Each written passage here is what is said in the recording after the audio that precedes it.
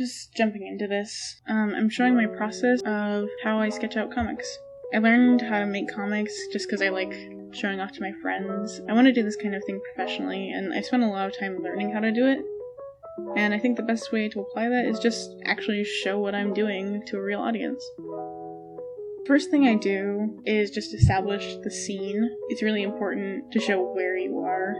If it's like a quick comedy comic, it's not super important. It's more important to introduce the characters. But for a story, you want to get the environment there so people know where they are and they can kind of get a feel for where your story is going, even just from the first panel, if it's fantasy or modern or anything like that. And then you want to introduce your characters. And you want to be punchy about them, you want to really give a good feeling of who they are as quickly as possible. As a calm person, I haven't always had the knack for jumping right into this exciting view of my characters. I like to just draw, pretty pictures and enjoy what's happening. It's not always obvious that you need to jump into these quick things, because you're like, oh, the story will just happen when I get around to it. I like drawing pictures, but just because you're okay with drawing all of these pictures, people will not sit through those pictures. Even in calm stories where there's a lot of meandering around, it's really important to make sure the setting and characters are introduced early and quickly.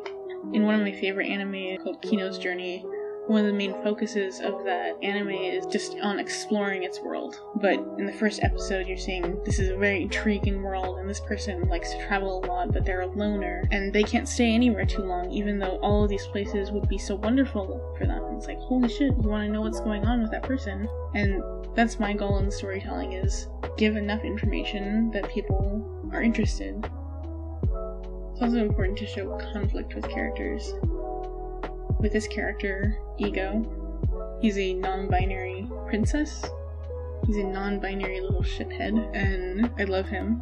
Has a ton of internal conflict, because he's done some horrible things. You see him being tense about it. I didn't write the words in because I wasn't quite sure how I wanted to phrase things, but this first part of the comic is him reminiscing about how he's done this horrible thing and he's haunted by it. And he also has a lot of external conflict. As you can see, he's worried people are coming to get him, and they are, because of this thing that he did. And a lot of the story is focused on him resolving his external conflict by facing his internal problems. I was worried about this story because it's very edgy. There's a lot of killing, and the main character is explicitly queer. Most of the characters are, because I am, and I like putting that into my stories. But it makes me worry that maybe there's too much conflict, or it's not resolvable conflict. But I think that there's a lot of intrigue to that, and kind of the puzzle of figuring out how you want to solve a conflict and a problem is what makes a story interesting, and also just what makes it fun to tell. Because if you weren't having fun with your story, then it's very unlikely that anybody else will. What are your guys' favorite kind of stories to tell? Mine is these super high drama situations where people get themselves into just a whole lot of trouble and then have to go through a whole lot of personal growth in order to get out of them. So on top of conflict, the best way to make people actually care about your characters is more than just their motivations and conflict. It's their relationships with other characters. You might watch a show because it has interesting concepts and things like that, but you don't really care about specific characters just because of their personality traits or motivations. You care about them because of how they're interacting with other people, because that's what brings out those traits. Like, Lorbo for your shows isn't important to you because he's such a sweet boy or such a cool guy, a bad boy with a dark past. No, he's important to you because he shows those traits to people in the story. He is sweet to people in the story.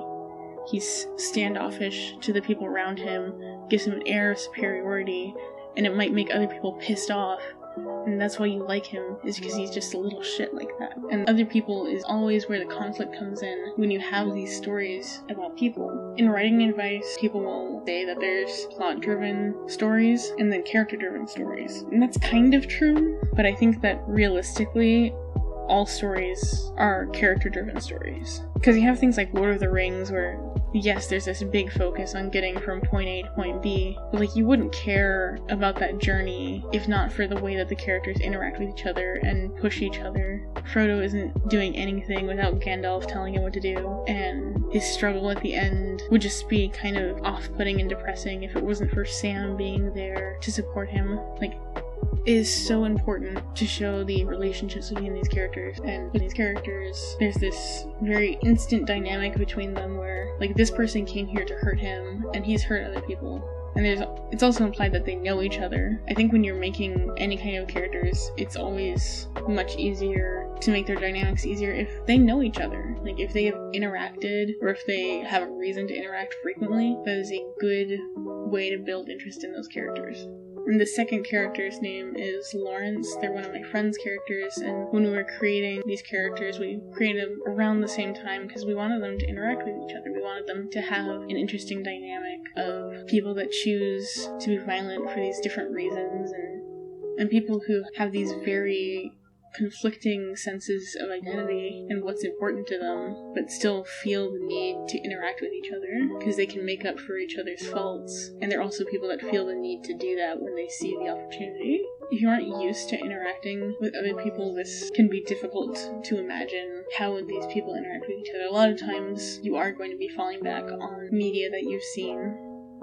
I've always found that an easy way to make friends that are willing to talk about this sort of thing is to roleplay. A lot of these characters I make for roleplay, even if I want to use them in a professional setting. It helps you get into the mind of characters and have a realistic view of what they would say and why would they act this way. It also is a good way to design characters built for interacting with other characters. Because there's kind of a duality to making a character for roleplay where you have to make them interesting on their own, but once you've made friends, it's much easier to figure out these dynamics between characters. And even in popular media, you'll see it everywhere, that people will become infinitely more endeared to a character after they see how they interact with others. An example would be like Zuko, who's an interesting character of this, banished prince, but his interactions with Iroh and Katara and Aang are really what makes him interesting to the audience. It's not just him on his own that makes him interesting, which I think is ironic. Like, the whole episode of Zuko alone, it kind of illustrates that he cannot push his character growth by himself. And I think that's reflective of almost every character. Do you agree with me that that's really important, or do you think I'm super wrong? Let me know in the comments. Anyway, that's a little peek into my process. I love working on projects like this, and I really appreciate my friends and family for telling me I can do this. Please like and subscribe, and share your thoughts about it.